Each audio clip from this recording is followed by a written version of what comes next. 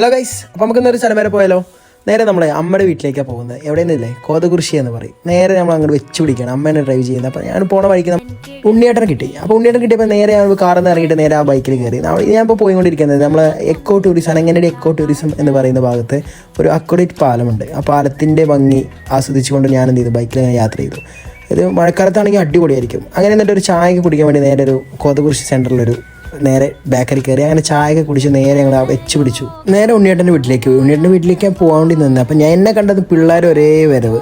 അപ്പോൾ നമുക്ക് ഡാൻസ് കളിച്ചാലോ വന്നു. അപ്പം അങ്ങനെ ഞങ്ങൾ ഡാൻസ് കളിക്കാൻ നിൽക്കുമ്പോൾ അപ്പുറത്തെ ഇടത്തേമ്മയും അമ്മയും കൂടി രാജേന്ദ്ര കാര്യങ്ങൾ സംസാരിച്ചുകൊണ്ടിരിക്കണം. അങ്ങനെ ഞങ്ങൾ ഒരേ വൈബിൽ എന്ത് ചെയ്യും, ഡാൻസ് തുടങ്ങി. ഞങ്ങൾ ഒരാൾ തുടങ്ങിയാൽ മതിയല്ലോ, പിന്നെ ഫുള്ള് വൈബായിരുന്നു.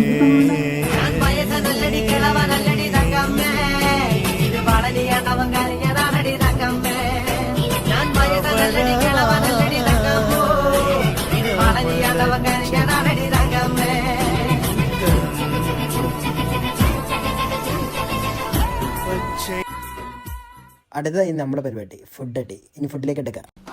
ഈ 5 സ്റ്റാർ ഹോട്ടലിലെ ഭക്ഷണത്തിനിടയിൽ ഒരു ഹോംലി മീൽസ്.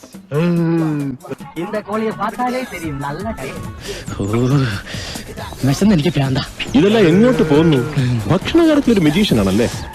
തീറ്റിക്ക് അങ്ങനെ നേരവും കാലവും വല്ല ഉണ്ടാ? ഈ നാട്ടിൽ പട്ടിണിയുടെ ഒരു കുറവേ ഉണ്ടായിരുന്നു. അത് എന്താണെന്ന് അറിയില്ല ചേച്ചി, ഇപ്പൊ എത്ര കഴിച്ചാലും വിശപ്പില്ല.